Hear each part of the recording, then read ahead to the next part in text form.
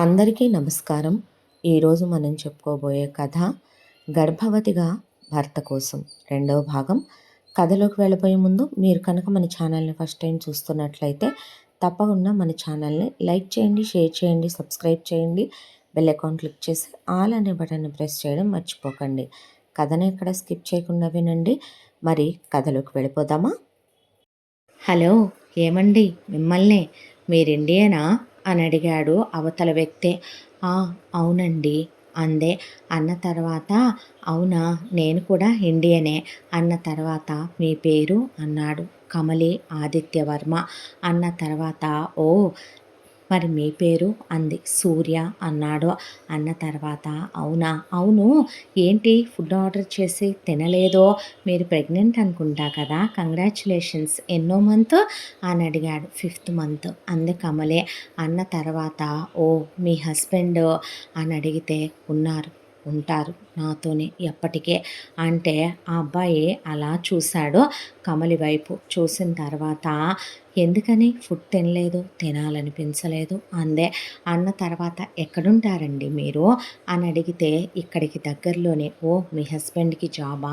లేదండి, మా అన్నయ్య వదిన జాబ్ చేస్తారు, మా అమ్మ నాన్న నేను ఇంట్లోనే ఉంటాం, ఇక్కడే ఉంటాం అని చెప్పింది. అవునా, మరి మీరు అంటే నేను ఇక్కడండి ఇందులో జాబ్ చేస్తూ ఉంటాను అని చెప్పాడు. చెప్పిన తర్వాత సరే రండి, అయిపోయిందనుకుంటాగా, మిమ్మల్ని డ్రాప్ చేసి నేను వెళ్తాను.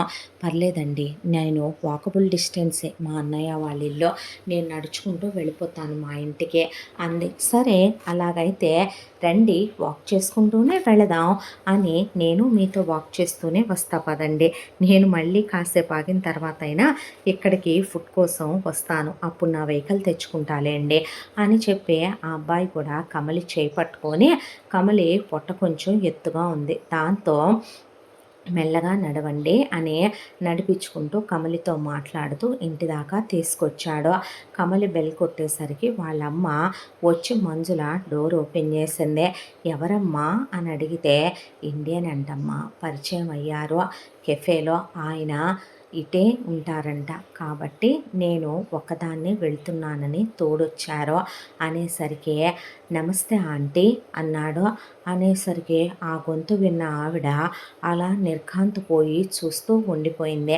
హాయ్ ఆంటీ అంటే హాయ్ బాబు, అచ్చం అల్లుడు గొంతులాగానే ఉంది అనిపించింది ఆవిడకి. కానీ మనిషి ఒకళ్ళు కాదుగా, రూపం ఒకటి కాదుగా, గొంతులు ఒకటైనంత మాత్రాన మా అల్లుడు మమ్మల్ని వదిలి వెళ్ళిపోయాడుగా అని ఆవిడ కళ్ళల్లో నీళ్లు తిరిగిపోయినాయి. లోపలికి వెళ్ళేసరికి అక్కడ మంజుల భర్త ప్రసాద్ కూర్చొని ఉన్నాడు. కమలిని సూర్య కూర్చోబెట్టాడు. థ్యాంక్స్ సూర్య అన్నాక అబ్బాయి ఎవరమ్మా ఇలా పరిచయం అయ్యారు నాన్న అనేసరికి హాయ్ అంకుల్ అంటే ఆ అబ్బాయి కళ్ళ వైపు, అలాగే ఆ అబ్బాయి గొంతు వింటూ ఆయన కళ్ళల్లో నీళ్లు తిరిగిపోయినాయి. అక్కడ గోడకి చాలా పెద్దదే ఆదిత్య కమలి వీళ్ళందరూ ఉన్న ఫోటో, ఆదిత్య కమలి ఉన్న ఫోటో, ఆదిత్య ఒక్కడి ఫోటో గోడకి పెట్టి ఉన్నాయి. పెట్టుంటే బాబు నీ పేరు సూర్య అంకుల్ అంటే అవునా అనేసరికి లోపల నుంచి అరుణ్ అలేఖ్య వచ్చారు. వచ్చిన తర్వాత హాయ్ అని అరుణ్ని పలకరిస్తే అదే గొంతు, అచ్చు ఆదిత్య గొంతే అని అలేఖ్య కూడా అలా చూసిందే.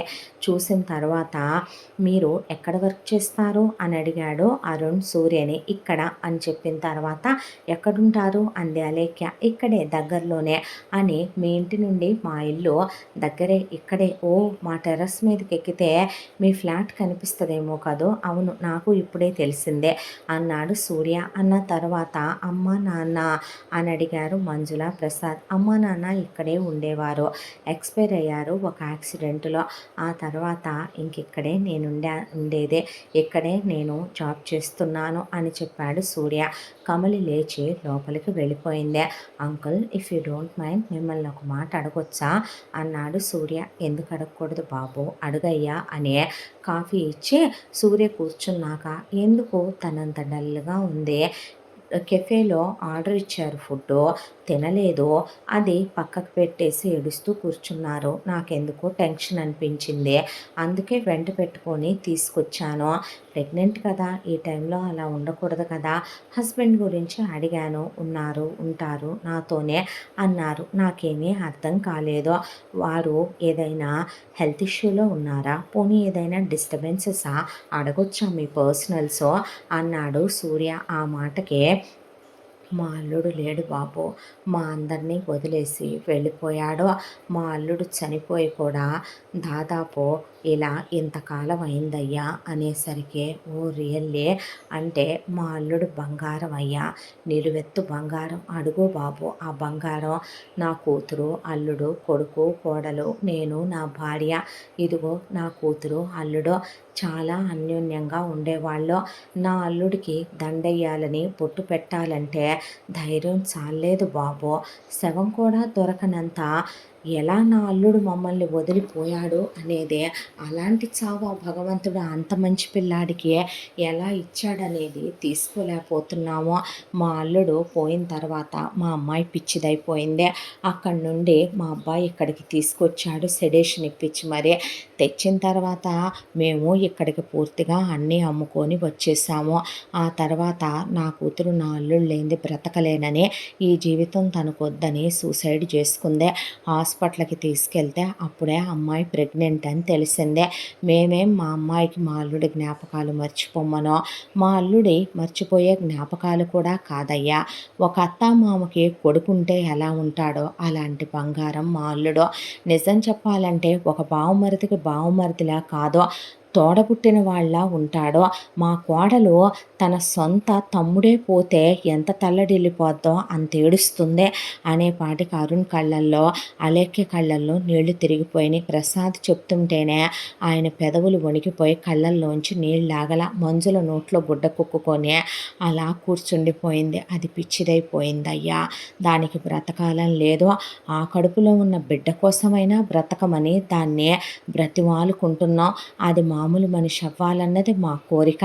ఆ బిడ్డైనా రేపు మా అల్లుడి ప్రతిరూపంగా ఈ భూమి మీదకి వస్తే ఆ పుట్టిన బిడ్డను చూసుకుంటూనైనా మా అల్లుడి జ్ఞాపకాలతోనైనా అది కాస్త ప్రశాంతంగా ఉంటుందేమో, మమ్మల్ని వదిలి వెళ్ళదేమో అనుకుంటున్నాం బాబు.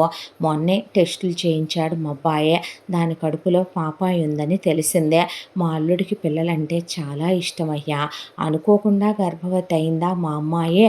రేపొద్దున మా మనవరాలు పుడితే అచ్చు మా అల్లుడి పోలికలో మళ్ళీ తిరిగి వాళ్ళ నాన్నను గుర్తు చేస్తూ పుట్టుద్దేమో, పాపని చూసుకుంటూనైనా మా అమ్మాయి మామూలు మనిషి అవుద్దేమోనని ఒక ఆశ నాయన అని చెప్పారు వాళ్ళు. అవునా అంకుల్ అన్న తర్వాత ఆవిడ మామూలు అయిపోతారులేండి అంకుల్, మీరు బాధపడద్దు అంటే మా అల్లుడే ఉంటే ఆనందానికి పట్టపగ్గాలు ఉంటాయి అనుకుంటున్నావయ్యా నువ్వు. ఎంత మంచోడో తెలుసా మా అల్లుడు. మా అమ్మాయికి ఇలా ప్రెగ్నెన్సీ వచ్చిందని, మా అమ్మాయి గర్భవతి అని తెలిస్తే అసలు భూమి ఆకాశాలు ఏకం చేసి సంబరాలు చేసేవాడు, సీమంతాలు జరిపించేవాడు. అబ్బో 5 నిమిషాలు బాధపడితే చూడలేడయ్యా. చాలా గొప్ప హృదయం. చిన్న వయసుకే అంత పెద్ద మనసు పెట్టేనేమో దేవుడు అంత మంచోళ్ళు ఇక్కడ ఉండకూడదని తీసుకెళ్ళిపోయాడేమోనయ్యా అనే వాళ్ళంతా బాధపడితే మనమందరం ఉన్నాంగా అంకుల్. ఆవిడని ఎందుకు ఆయన లేరనే బాధలో ఉంచాలి. మనందరం ఉన్నప్పుడు మనమెందుకు మీ అల్లుడిని గుర్తు చేస్తూ ఆవిడికి ఘనంగా సీమంతం జరిపించకూడదు చెప్పండి అన్నాడు సూర్య. ఆ మాటలకే నిజమేననిపించి వాళ్ళు అలా చూస్తే మేబీ ఆయన అదే కోరుకుంటున్నారేమో మీ అల్లుడు అన్న తర్వాత, నిజమే బాబు అన్నాక వస్తూ వెళుతూ ఉండయ్యా అంది మంజుల. అలా సూర్య రోజు కెఫే దగ్గర కనిపించటం, వీళ్ళింటికి వచ్చి వెళ్ళటం, వీళ్ళింటితో బాగా క్లోజ్ పరిచయం ఏర్పడిపోయింది సూర్యకే. 2 నెలల తర్వాత 7వ నెల వచ్చాక ఇక కమలిని ఒప్పించి మరీ సీమంతం వేడుక జరిపించారు అబ్రాడ్లోనే. ఫోన్ చేసి మాలిని వాళ్ళకి కమలి ప్రెగ్నెంట్ అయిందని, కడుపులో ఉన్నది పాపని డాక్టర్స్ జెండర్ రివీల్ చేశారని ఆ విషయం ఇండియాకి ఫోన్ చేసి చెప్పారు. ఇక్కడికి పంపించమని కంటికి రెప్పలాగా కమలిని నేను చూసుకుంటాననే, నిండు పొట్టతో ఇంట్లో తిరుగుతుంటే వాడి ఆత్మ శాంతిస్తదనే మాలిని సంజీవ్ వర్మ బ్రతిమిలాడి మరీ అడిగారు మంజుల వాళ్ళని. వద్దండి, ఇప్పుడు దాని మానసిక స్థితి, శారీరక స్థితి బాలేదు. ఇక్కడ ఎటు అడ్వాన్స్డ్ ట్రీట్మెంట్సే ఉన్నాయి. మేము ఇక్కడే ఉంచి పురుడు పోసుకుంటాం. అయినా తొలి పురుడు మేమే పోయాలి కదా, తర్వాత చూడొచ్చులేండి. అది కాదు బాబు, రేపు పుట్టే బిడ్డే కదా వారసురాలవుద్ది. వాళ్ళ ఆస్తంతా వాళ్ళకే అప్పచెప్పాలి కదా. అయ్యో, మనుషులు ఏమైపోతారా అని మేము ఆలోచిస్తుంటే ఆస్తిపాస్తుల గురించి చెప్తారేంటండి మీరు? వాటి విషయాల గురించి తర్వాత ఆలోచించుకోవచ్చులేండి, ఇప్పుడు ఎందుకు ఆ విషయాలన్నీ అనేసి అరుణ్ వాళ్ళు ఫోన్ పెట్టేశారు. ఆ తర్వాత కమలికి సీమంతం అయిపోవటం, ఆ తర్వాత కమలిని చాలా జాగ్రత్తగా సూర్య వాకింగ్కి తీసుకెళ్ళడం, వీళ్ళింట్లో ఒక మనిషిలా అయిపోవటం.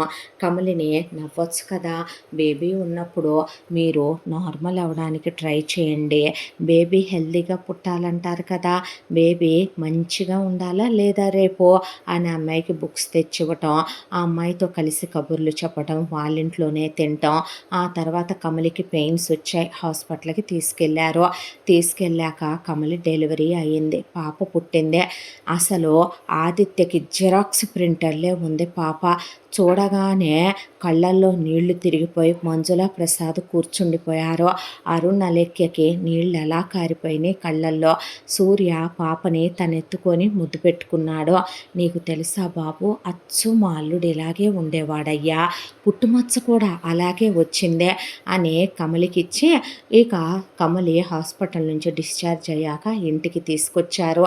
తీసుకొచ్చాక ఆ తర్వాత పాపకి నామకరణం అనే, పాపకి ఉయ్యాల ఫంక్షన్ అనే, పాప పుట్టిందని మాలిని వాళ్ళకు ఫోన్ చేసి ఫోటోలు అవి పంపించారు.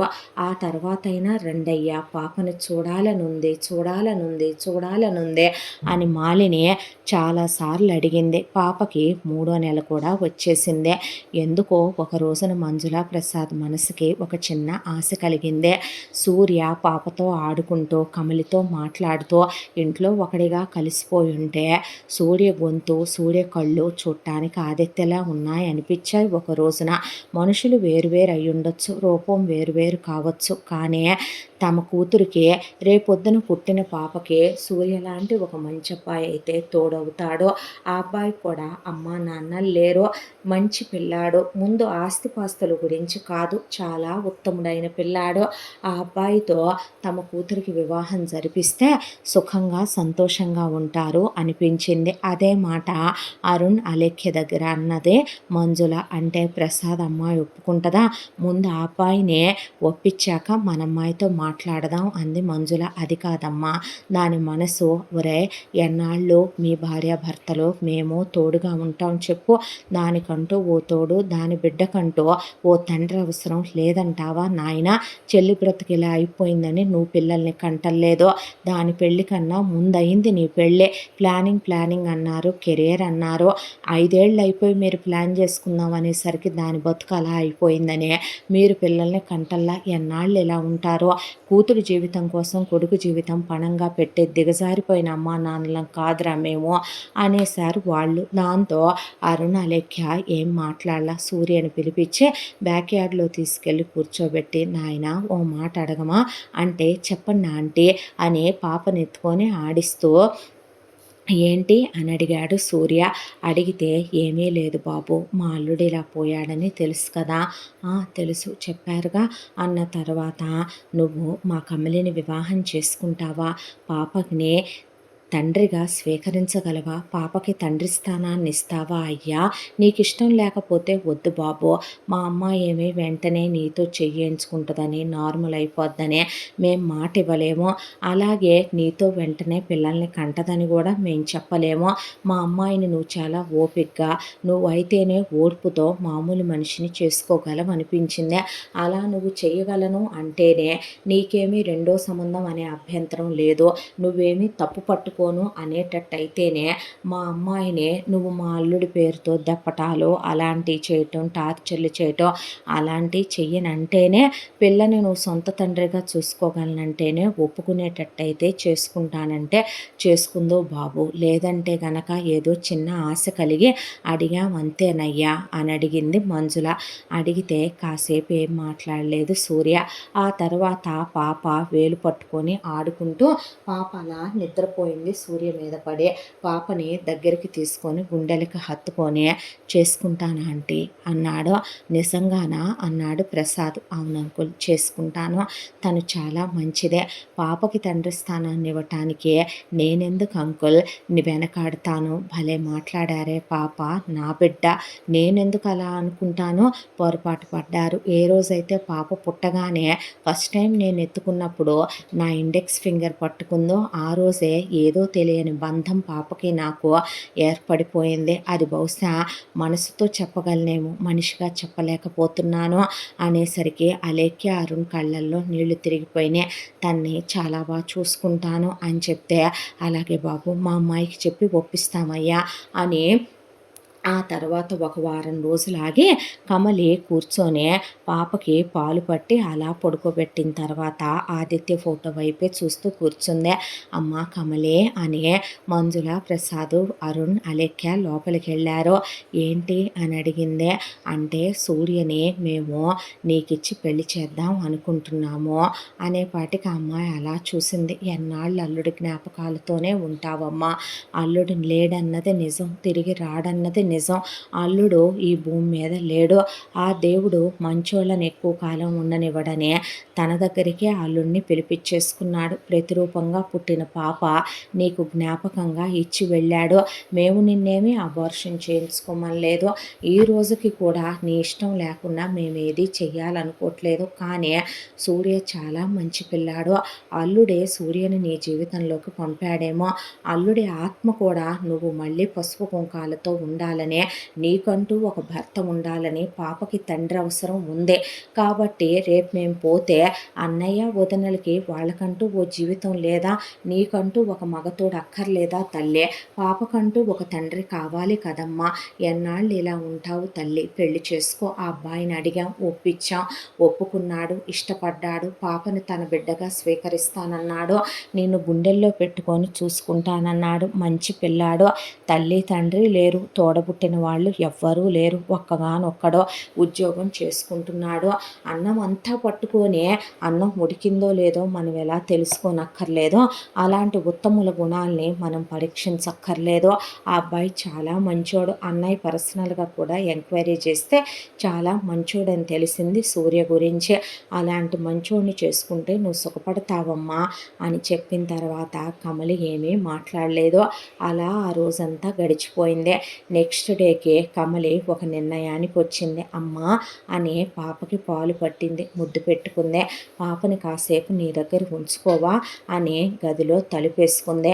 నా భర్త లేని జీవితాన్ని నేనెందుకు బతుకుతానే పిచ్చిదానా, నేను పాప కోసం బ్రతకాలన్నారు ఆ రోజు, మళ్ళీ పెళ్లి చేసుకోమని అడగమని చెప్పారు ఆ రోజు, కానీ ఈరోజు మీరు మారిపోయారు. అతను కనిపించేసరికి అతని గొంతు ఆదిత్యది కావచ్చు, కళ్ళు ఆదిత్యలా ఉండొచ్చు, కానీ అతని రూపం ఆదిత్యది కాదు, ఆదిత్య సింహం, అలాంటి వాడు ఒక్కడే ఉంటాడు. సూర్యుడి ప్రకాశాన్ని ఎవరూ ఆపలేరని, నా భర్త నన్ను వదిలి ఎక్కడికి వెళ్ళలేదు, నువ్వు అన్నావుగా మంచి వాళ్ళని దేవుడు పిలిపించేసుకుంటాడు, దేవుడి దగ్గరికి వెళ్ళాడని, నా భర్త దగ్గరికి వెళ్ళి ఆత్మగానైనా ఆయనతో కలిసి ఉంటాను, కానీ మీరు ఎవరిని పడితే వాళ్ళని చేసుకోమంటే వాళ్ళేదో నాకు జీవితం ఇస్తానన్నారని, నా బిడ్డకి తండ్రి అవుతానన్నారని, నా భర్తతో గడిపిన మధుర క్షణాలు, ఒక్కరోజు నా మొగుళ్ళలాంటి వాడితో కాపురం చేసిన ఆడది జన్మంతా బతికేయగలదమ్మా ఆనందంగా. అలాంటిది మీ దగ్గరుండి నేను మీకు బరువు భారం కాదలుచుకోలేదు.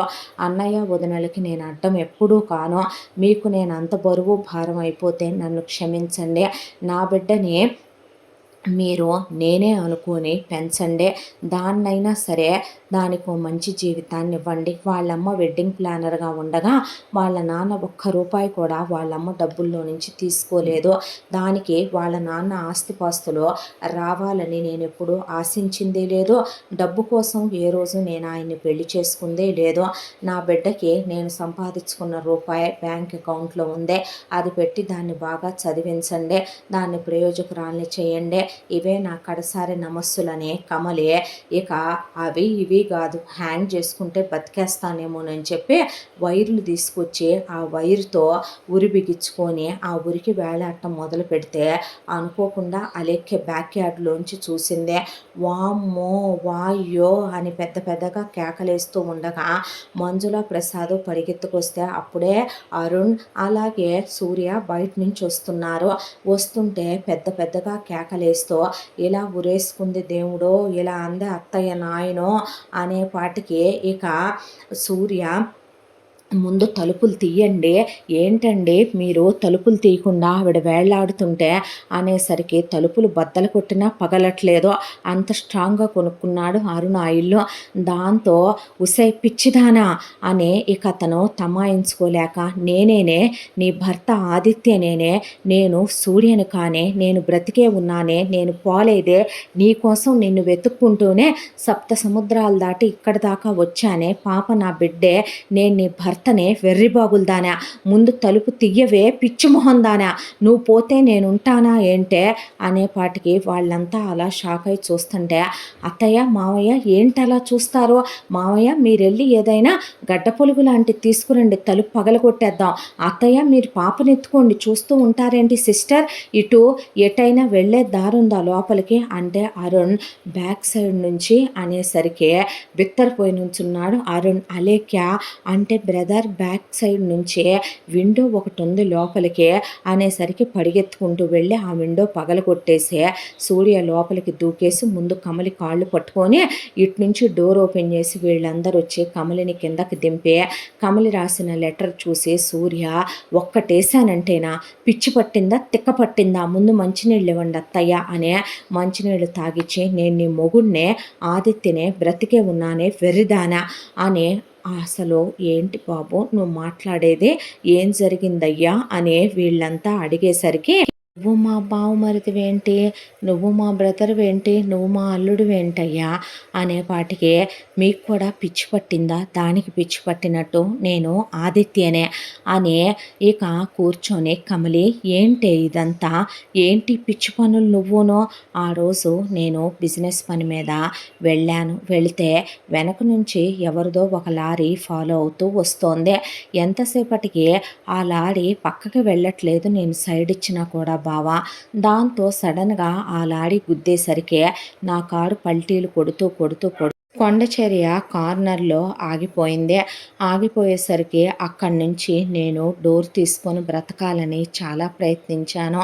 ఎవరు మనుషులు అక్కడికి వచ్చారో అక్కడికి వచ్చి వాళ్ళు అయిపోయింది కారు గుద్దేశాము, ఇక బ్రతికే ఛాన్సే లేదు అని కార్ని లోయలోకి తోసేశారు. లోయలోకి తోసేసే వాళ్ళు మాట్లాడిన ఆ ఫోన్ కాలు నేను విన్నాను. ఆ ఫోన్ వాళ్ళు మన ఇంటికే చేశారు. ఆ చేయించి ఎవరో మన ఇంట్లో వాళ్ళెవరన్నది నాకు అర్థం కాలేదు అంటే అన్నారు వాళ్ళు. ఆ తర్వాత నేను ఆ కారులో నుంచి పడిపోయిన తర్వాత నన్ను ఎవరో పాపం ఒకళ్ళు చూసి కాపాడారు, కాపాడి తీసుకెళ్ళి హాస్పిటల్లో జాయిన్ చేశారు. లేచేసరికి ముఖం నిండా గాయాలయ్యాయని డాక్టర్స్ చాలా ఖర్చు పెట్టి ట్రీట్మెంట్ చేయించాలని చెప్పారు, ప్లాస్టిక్ సర్జరీ చేయాలని, నా ఇదివరకటి ముఖం తిరిగి రాదని, కోట్లు ఖర్చు అవుతాయి కాస్ట్లీ ట్రీట్మెంట్ అని చెప్పారు. దాంతో నీకు తెలుసు కదా నాకు వేరే అబ్రాడ్ అకౌంట్ ఒకటి ఉందని నీకు తెలుసు కదా, ఆ అకౌంట్ పాస్వర్డ్ ఇదేనా, ఆ అకౌంట్ నెంబర్ ఇదేనా, అది మాత్రమే నా బ్రెయిన్లో గుర్తుంది. దాంతో ముందు ఆ అకౌంట్లో ఉన్న డబ్బులు ఆ రోజు దేనికి ఆదిత్య అన్నావు, విషమించిన పరిస్థితులు వచ్చినప్పుడు ఉపయోగపడతాయి అనుకున్నాను. అప్పటికే నేను ఎంక్వైరీ చేస్తే నేను పోయానని నాకు డెత్ సర్టిఫికెట్లు కూడా వచ్చేసి పోలీసులు కేసు క్లోజ్ చేసేసారు. నేను ఇంటికి వచ్చే పరిస్థితుల్లో లేను. నేను ఇప్పుడు ఇంటికి వచ్చి వచ్చినా అసలు నన్ను ఎవరు చేశారు, ఎందుకు చేశారు, ఏం చేశారనేదే బయటికి రాదో, దాంతోనే నేను ముందు నన్ను నేను కాపాడుకోవాలి అనుకున్నాను. ఆ అకౌంట్లో ఉన్న డబ్బులు పెట్టి ముందు నేను ఫిజికల్‌గా స్ట్రెంత్ తెచ్చుకోవాలి. ముందు నేను సర్జరీ చేయించుకున్నాను. ఫిజికల్‌గా స్ట్రెంత్ తెచ్చుకున్నాను.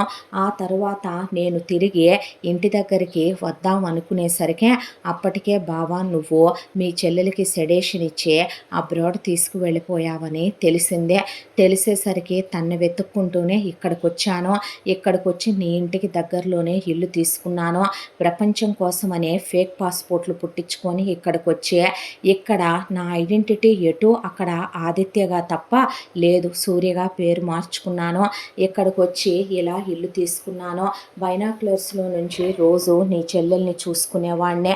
ఒకరోజు తను సూసైడ్ అటెంప్ట్ చేయటం, మీరు తీసుకెళ్ళటం, మీ వెనకే హాస్పిటల్ దాకా వచ్చాను. తను ప్రెగ్నెంట్ అయిందనే విషయం తెలిసింది. నా ఆనందానికి అవధులు లేవు. తనతో మాట్లాడాలనుకున్నాను, మిమ్మల్ని కలవాలనుకున్నాను, జరిగిన విషయం చెప్పాలనుకున్నాను. కానీ అంతలోనే మళ్ళీ నన్ను జరిగిన గతం ఆపేసిందే. అసలు ఇంట్లో ఉన్న వాళ్ళల్లో ఎవరికంత అవసరం ఉంది బాబు, ఎవరలా జరిపించారంటావు అనేపాటికి తెలియట్లేదు అంకుల్. అక్క, బావ, ఇద్దరా పిల్లల అందరూ కలిసే చేశారా, నాకేమీ అర్థం కావటం లేదు. అక్కడ ఆల్రెడీ మన కింద ఒక టీం వర్క్ చేస్తోంది. ఆ టీం ఎప్పటికప్పుడు ఏ రోజు ఆ రోజు నాకు ఇన్ఫర్మేషన్ పంపిస్తోంది. నేను ఒకవైపున అక్కడ వివరాలన్నీ కనుక్కుంటూనే ఉన్నాను. అమ్మా నాన్న చావు కూడా నిజం చెప్పాలంటే వాళ్ళు యాక్సిడెంట్లో పోలేదని, అమ్మా నాన్న చావు వెనక ఏదో బలమైన కారణం ఉందని తెలిసిందే. ఇవన్నీ ఎవరు చేస్తున్నారో, ఎందుకు చేస్తున్నారో తెలియాలి నాకు, అందుకోసమే ప్రయత్నిస్తున్నాను అంకుల్ అని చెప్పిన తర్వాత అక్కడే ఉన్నటువంటి కమలే ఇదంతా వింటూ, పిచ్చిదానా, ప్రాణానికి ప్రాణంగా ప్రేమించానే నేను, నిన్ను వదిలి నా ఆత్మ కూడా వెళ్ళలేక రూపం మార్చుకొని వచ్చానేమో, కానీ నిన్ను వదిలి నేను ఎలా ఉండగలను అనుకున్నావురా, మన బేబీని వదిలి నేను ఎలా ఉండగలను అనుకున్నావు. ఆంటీ అంకుల్ అడిగినప్పుడు నిజం చెప్పాలనిపించింది, కానీ నేను తెలుసుకోవాల్సినవన్నీ తెలుసుకునే వరకు చెప్పకూడదు అనుకొని తమాయించుకొని ఆపుకొని నా భార్యను నేను పెళ్లి చేసుకోవటానికి ఏమైందిలే అని పెళ్లి చేసుకుంటానని, పాపను నా బిడ్డగా యాక్సెప్ట్ చేస్తానని చెప్పాను. ఈలోపు ఇలాంటి పిచ్చి పనులు చేస్తావా, ఒక్కటేసేవాళ్ళు లేక అనేపాటికి ఒక్క నిమిషం నువ్వు ఆగు అని కమలి వెళ్ళి పాపను తీసుకొచ్చింది. పాపను తీసుకొచ్చి దీని మీద ప్రమాణం చేసి చెప్పంటే ప్రమాణం చేశాక సరే అన్నయ్య తీసుకెళ్ళి ఇతనిది పాపది కలిపి DNA టెస్ట్ చేయించరా, నేను నిన్ను కూడా నమ్మను అన్నయ్య, ఎవరికి తెలుసో అమ్మా నాన్న నువ్వు వదిన కలిసి ఇతన్ని నాకు ఇచ్చి పెళ్లి చేయాలని ఇలా చెప్పించట్లేదని, ఏ మత్తులోనో మైకంలోనో నువ్వే సూసైడ్ నేను చేసినప్పుడు నేనే నా భర్త పాస్వర్డ్లు పిచ్చివాగుళ్ళన్నీ మీతో వాగానేమో, ఎవడూహించాడో అడ్డమైన వాడితో మీద చేయించుకోవటానికి పక్క పంచుకోవటానికే నేను సిద్ధంగా లేను. ఆదిత్యవర్మ భార్యని నేను, నా భర్తేనని ప్రూవ్ అయితే అప్పుడు చూద్దాంలే అంటే నమ్మవా నన్ను అన్నాడు. ప్లీజ్ తప్పుగా అనుకోవద్దు అన్న తర్వాత నేను చెప్పించానా అన్నాడు అరుణ్. ఏంటమ్మా మేం కూడానా అంటే నేను ఇలాంటి విషయాల్లో మీ నలుగురిని నమ్మను అనేసరికి అక్కడ పర్మిషన్ తీసుకొని DNA చేయించితే 100కి 100% పాప సూర్యది ఒక్కటే DNA అని తేలిన తర్వాత చూసావా ఎంత నిందేశావే చెల్లె అనకూడదులే, కానీ నేను చివరికి నిన్ను వేరే వాళ్ళకిచ్చి పెళ్లి చేయటం కోసం అంత కదలగలిగినంత ఉంటే నా బతుక్కి నేనెందుకు ఇలా ఉంటానే అన్నాడు అరుణ్. అనేసరికి ఆ అబ్బాయిని కౌగిలించుకొని వెక్కి వెక్కి ఏడ్చి పాపం అన్నాళ్ళ దుఃఖం వెక్కిళ్ళు పెట్టి ఏడ్చేసిందే. ఏడ్చేసి తను ప్రేమించిన భర్త రూపం అయితే కాదు కదా, ఆ రూపం అతను కంప్లీట్గా పోగొట్టుకున్నాడు కదా.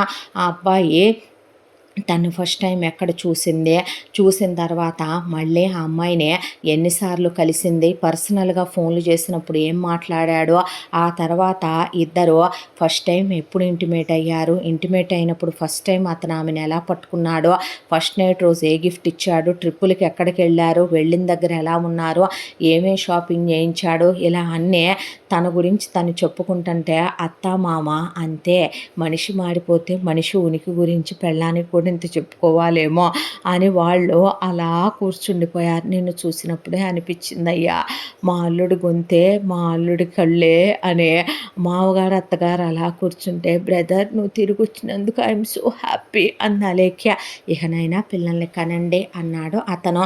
అన్న తర్వాత, "నువ్వొచ్చినందుకు చాలా ఆనందంగా ఉంది.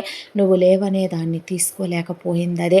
నిజం చెప్పాలంటే మీరు కూడా తీసుకోలేకపోయారు తెలుసు నాకు" అని తన ఫోటో వైపు అలా చూసుకుంటూ, చివరికి నా పాపలు ఆ ఫోటోల్లో మాత్రమే నా రూపం మిగిలేలా చేశారు. ఎవరు చేశారో ఏంటో ఇదంతా అనుకుంటూ ఇలా ఒక 3 నెలల టైం గడిచిపోయింది. పాపకు అన్నప్రాసనలు కూడా అయిపోయినాయి. అయిపోయిన తర్వాత ఇంకొక 6 నెలల కాలం గడిచిపోయింది. పాప ఫస్ట్ బర్త్‌డే అయిపోయింది. ఒకవైపు ఇండియా నుంచి మాలిని వాళ్ళ దగ్గర నుంచి ఫోన్ల మీద ఫోన్లు, ఫోన్ల మీద ఫోన్లు.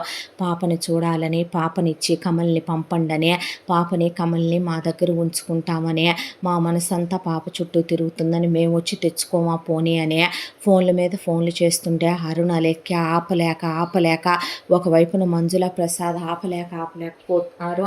ఈలోపు ఒక రోజున ఇండియా నుంచి కొంతమంది వ్యక్తులు ఆదిత్య దగ్గరకొచ్చారు.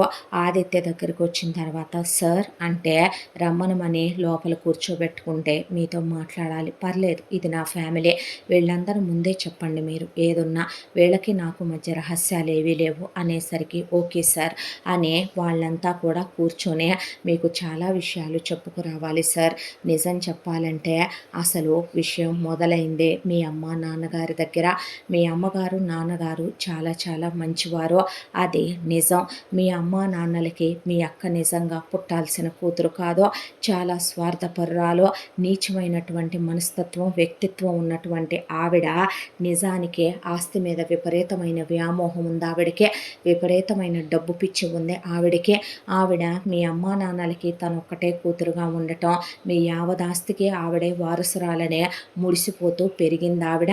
ఆ తర్వాత ఆవిడకి సంజీవ్ వర్మతో మీ అమ్మా నాన్నలు నిజం చెప్పాలంటే ఇప్పటికీ కూడా ఆవిడ పెళ్ళై ఇన్నేళ్ళైనా గుర్తుపెట్టుకునేంత గ్రాండ్గా పెళ్లి చేశారంటే ఆవిడకి భారీగానే ముట్ట చెప్పి 1/4 ఆస్తి ఇచ్చి పంపారు మీ అమ్మ నాన్నగారు. అనుకోకుండా మీ అమ్మగారు ప్రెగ్నెంట్ అవటం ఆవిడకి నచ్చలేదు. మీ పుట్టుక ఆవిడకి నచ్చలేదు. మీరు కడుపుతో ఉన్నప్పుడే లేకుండా చెయ్యాలని చూసిందే. కానీ ఆ రోజున అది కుదరలేదు. మీరు భూమి మీదకి వచ్చేశారు. ఆ తర్వాత కూడా మిమ్మల్ని ఉంచకూడదు అనుకున్నా తప్పని పరిస్థితుల్లో ఇక మీరు పెరగటం మొదలైంది. ఈలోపు ఆవిడకి 3 పుట్టేశారు. ఆ తర్వాత ఆవిడకి మీరు నచ్చటమే మానేశారు. దానికి తోడు మీ అమ్మ నాన్నల మీద విపరీతమైన కోపం, పగ ఆవిడ పెంచేసుకుంది. దాంతోపాటు ఒకవైపున ఆవిడ మొగుడు వాడంత నీచుడు, వాడంత వల్గర్ ఫెలో ఈ భూమి మీదే ఇంకొకడు ఉంటాడా అనేంత అసభ్యకరమైన వ్యక్తి ఆ సంజీవ్ గాడు. నిజం చెప్పాలంటే వాడికి లేని అలవాట్లంటూ లేవు సార్. వాడు బెట్టింగుల దగ్గర మొదలుపెట్టి, గుర్రపు పందాల దగ్గర మొదలుపెట్టి వాళ్ళకి ఏమీ లేదు సార్. ఆస్తి మొత్తం వాళ్ళు మీ దగ్గరకు వచ్చేసరికి, మీకు 5 ఏళ్ల వయసు వచ్చేసరికి మొత్తం ఆస్తి అంతా జీరోకి తెచ్చేశారు. మీ అక్కకి పెట్టిందంతా అయిపోయింది. నగలన్నీ అమ్ముకొని మొత్తం గిల్టు నగల్లోకి మారిపోయింది. ఆ తర్వాత మీ బావకున్న అత్యాశ, మీ అక్కకున్న స్వార్థం, ఇద్దరూ కలిసి చాలా భయంకరమైన ఆలోచనలు చేశారు. ఆ ఆలోచనల సమాహారమే మీ అమ్మా నాన్నల్ని, మిమ్మల్ని పైకి పంపించాలనుకున్నారు. దాంతోనే మీ అమ్మా నాన్నలతో పాటు కావాలనే వాళ్ళు ఆ రోజున ఫంక్షన్కి వెళ్ళారు. వెళ్ళి అటెండ్ అయ్యి వచ్చేటప్పుడు కావాలనే మీ బావ వేరే రూట్లో నుంచి వెళదామని మీ నాన్నగారిని రూట్ డైవర్ట్ చేశారు. రూట్ డైవర్ట్ చేసిన తర్వాత వేరే రూట్లో వస్తున్నప్పుడు యాక్సిడెంట్ చేయించారు. కానీ మీ అమ్మ నాన్న చనిపోలేదు సార్. మీ అక్క తన చెప్పు కాలుతో అయితే మీ అమ్మగారే గొంతులో ప్రాణం ఉందో లేదో తెలియదని చెప్పు విప్పి ఒట్టి కాలుతో మీ అమ్మగారి గొంతు మీద కాలేసి నుంచోనే, "ఏమే ఈ వయసులో కూడా వీడితో కులికి ఇప్పుడు నువ్వు వారసుని కంటం అంత అవసరమా నీకు? నేనొక్కదాన్ని చాలేదా నీకని" ఆవిడ దండం పెట్టి కాళ్ళు పట్టుకున్నా, చంపొద్దని వేడుకున్నా, ప్రాణం పోయేంత వరకు వరకు కన్న తల్లి గొంతు మీద కాలేసి తొక్కి పట్టుకున్న ఎలాంటి దయ, జాలి, కనికరం లేనటువంటి నీచమైన ఆడది సార్ ఆవిడ. ఆ తర్వాత మీ నాన్నగారు కొన ఊపిరితో ఉన్న ఆయన్ని ఆ పక్కనే ఉన్న పెద్ద బండరాయి తీసుకొని ఆయన తల మీద కొట్టి తల పచ్చడి పచ్చడి అయిపోయేంత వరకు ఆయన్ని చంపేశాడు సార్ ఆ సంజీవ్ గాడు. ఆ తర్వాత వాళ్ళే చిన్న చిన్న గాయాలు చేసుకొని మీ నాన్నగారి కారులో నుంచే ముందే డ్రైవరు పడిపోయాడంట పక్కకి. ఆ డ్రైవరు లోయలో పడిపోయాడని వీళ్ళు అనుకున్నారు. కానీ వీళ్ళు చేసిందంతా ఆ డ్రైవర్ చూశాడు. ఆ తర్వాత వాడికి ధైర్యం చాలక అసలు వాడు చాలా దూరమే వెళ్ళిపోయాడు. ఆ డ్రైవరు ఇదిగోండి సార్ మొత్తం వీడియో తీసుకొచ్చాం, ఆ రోజు ఏం జరిగిందో అతను చెప్పుకొచ్చిన వివరాలు ఇవే. దూరంగా వెళ్ళిపోయి ఊరిలో మారుమూల ప్రాంతంలో వీళ్ళకి భయపడిపోయి బ్రతుకుతున్నారు ఆ డ్రైవర్ కుటుంబం. ఆ తర్వాత వీళ్ళు ప్రపంచం దృష్టిలో మీ అమ్మా నాన్న యాక్సిడెంట్లో పోయారని పోలీసుల్ని కొని కేసు తొక్కేసి కొట్టేయించారు. మీ అమ్మా నాన్న శవాలకు అంత్యక్రియలు చేశారు. వాళ్ళు వెళ్ళిన బ్రతకడానికి వాళ్ళకి వెనకమాల చెప్పదప్ప ఏమీ లేదు సార్. అక్కడ అడుక్కు తినే స్టేజ్లో ఉన్నారు వాళ్ళు. మిమ్మల్ని పెంచే పెంపకం అడ్డం పెట్టుకున్నారు. ఆస్తంతా వాళ్ళ పరమైపోద్ది, మిమ్మల్ని పైకి పంపుతాం అనుకునే లోపు లాయర్ గారు వచ్చాడు. వచ్చే మీ నాన్న మీ అమ్మ కలిసి మీ అమ్మగారి సలహా మేరకే మీ నాన్నగారు ఆస్తంతా మీ పేరు మీద రాశారని, వీళ్ళు వాటి మీద వచ్చే ఐవేజీలు కూడా తినటానికి లేదని, ఇంటి ఖర్చులకు కూడా ఇంతని ఎక్స్పెండిచర్ రాసుకొని ఇవ్వాలని, మిమ్మల్ని చదివించకుండా ఉండాలని, మిమ్మల్ని నిరక్షరాస్యుని చేయాలనుకున్నారు. కానీ కోర్టు తన అధీనంలో మిమ్మల్ని చదివించి ప్రయోజకుల్ని చెయ్యాలని, అవసరమైతే మీకు ప్రత్యేకమైనటువంటి ఫోర్సును పెట్టైనా చదివించాలని మీ నాన్నగారు రాసిన ప్రకారమే మిమ్మల్ని చదివించక తప్పలేదు. మీ చదువులు ఇంటర్ తర్వాత అన్నీ అబ్రాడ్లో జరగాలంటే అక్కడి నుంచి మిమ్మల్ని లీగల్గా తీసుకొచ్చి ప్రొటెక్షన్తో చదివించారు అబ్రాడ్లో. ఆ తర్వాత మీరు తిరిగి వెళ్ళిన తర్వాత మొత్తం ప్రాపర్టీలన్నీ మీకు అప్పచెప్పాలన్నది మీ నాన్నగారు తీసుకున్న నిర్ణయం, వీళ్ళు తీసుకున్న నిర్ణయం కాదు. ఆస్తి మీకు అప్పగించింది, మిమ్మల్ని ప్రాణాలతో ఉండనిచ్చింది. మీరు పోయినా ఆ ఆస్తి వాళ్ళ పరం అవ్వాలంటే వాళ్ళ అమ్మాయిని మీ దగ్గర తార్చైనా సరే మిమ్మల్ని ఎలాగైనా సరే వాళ్ళ అమ్మాయికి ఇచ్చే పెళ్లి చేయాలనుకున్నారు. ఆ తర్వాత మీరు ఇష్టపడి వాళ్ళ అమ్మాయి మీతో కాపురం చేసేటట్టయితే ఓకే. ఆ అమ్మాయి ఎలాంటిదో తెలుసా సార్ మీకు? వాళ్ళ గురించి ఒక హిస్టరీయే చెప్తాం ఇప్పుడు మేము. విత్ ప్రూఫ్లతోనే మీరు తెమ్మన్నారు కాబట్టి అన్నీ విత్ ప్రూఫ్లతో తెచ్చాం. వాళ్ళ అమ్మాయిని పెళ్లి చేసుకుంటే అలా ఆస్తంతా కూడా ఇక బయటికి పోకుండా వాళ్ళ అమ్మాయి పరం అవుద్దని, ఆ తర్వాత వాళ్ళ పరం అవుద్దని వాళ్ళకి కావలసింది ఆ ఆస్తి. ఆ ఆస్తి కోసమే వాళ్ళు ఇంత చేశారు. వాళ్ళ అబ్బాయిలేమి ఎవరో అమ్మాయిల్ని ప్రేమిస్తే మీరు చెప్పారని ఒప్పుకొని ఏమే మధుకరికి సునీతతో, మనోహరికి ప్రవల్లికతో పెళ్లి చేయలేదు మీ అక్క. ఎప్పటి నుంచో మీ అక్కకి బావకి మీ మేనగోడలకి తెలుసు. వాళ్ళు నిజం చెప్పాలంటే వాళ్ళేమి వీళ్ళ కాలేజ్ మేట్స్ కాదు, వీళ్ళతో పాటు క్రైమ్ పార్ట్నర్స్గా ఉండటానికి సెట్ అయ్యే పర్సన్స్. ఎక్కడెక్కడో చూసే ఒకడు నిజం చెప్పాలంటే కనుక ఒకసారి ట్రిప్పుకు వెళ్ళిన దగ్గర ఒకటి గర్ల్గా వచ్చిందే, దాన్ని చూసి ఒకడు లవ్ చేశానని పెళ్లి చేసుకుంటానని, ఇంకొకడు ఇంకో దగ్గర నిజం చెప్పాలంటే కనుక ఫ్రెండ్స్తో కలిసి పార్టీకి వెళితే అక్కడ ఒకటి బ్యారర్లా సర్వ్ చేస్తుంటే దాన్ని చూసి లవ్ చేసి చేసుకున్నారు వాళ్ళిద్దరినే. వీళ్ళతో పాటు ఈక్వల్ క్రైమ్ పార్ట్నర్స్ అవుతారని వీళ్ళు మీ చేత అవుననిపించి కొడుకులకి ఇచ్చి చేసుకొని వాటిని కోడళ్ళుగా ఇంటికి తీసుకొచ్చారు. మీరు బిజినెస్లోకి వచ్చాక వాళ్ళని వెళ్ళిపోతామన్నా వెళ్ళనివ్వరని అమ్మా నాన్నలా భావిస్తున్నారని మీ అక్కయ్యకి తెలుసు. కాబట్టే మీ బావనో సెక్టార్లో మీ అక్క కొడుకుల్ని చెరో సెక్టార్లో కూర్చోబెట్టి జీతాల రూపంలోనే మీరు ఇవ్వాల్సిన దానికన్నా దిట్టంగా దండిగానే ప్రతి నెల ఒక్కొక్కళ్ళకి 10 లక్షలు ఇస్తున్నా వాళ్ళకి చాలలేదు. ఎందుకు చాలలేదో నేను చెప్పనా సార్? వాళ్ళ వ్యసనాల వల్ల చాలలేదు. నిజం చెప్పాలంటే అలా కనపడుద్దంతే మీ అక్క. ఆ వామనుడు కూడా 3 అడుగులే అడిగాడు బలిచక్రవర్తినే. నిజం చెప్పాలంటే ఈ యూనివర్స్ మొత్తాన్ని కూడా 1 అడుగులో కొలిచేయగలదు ఆవిడ. ఆవిడకి ఆ నగలు సరిపోలేదు, ఆ డబ్బు సరిపోలేదు, ఆ ఆస్తి సరిపోలేదు. ఉన్నది మొత్తం ఆర్పేసుకొని మీది మొత్తం కావాలనిపించిందే. కూతుర్ని చేసుకోమంటే మీరేమో కాదన్నారు. వచ్చిన సంబంధాలన్నీ పెళ్లి కొడుకుల్ని భయపెట్టి వాళ్ళే చెడగొట్టుకున్నారు. ఇంతటితో గర్భవతిగా భర్త కోసం 2వ భాగం పూర్తి. ముగింపు భాగంతో మళ్ళీ కలుసుకుందాం.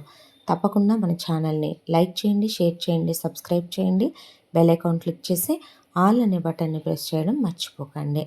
ఇంత మంచి కథను మనకు అందించిన కథా రచయిత్రి జి. యాబ్ని శ్రీనివాస్ గారు. ముగింపు భాగంతో మళ్ళీ మీ ముందుకు వస్తాను. Thank you so much.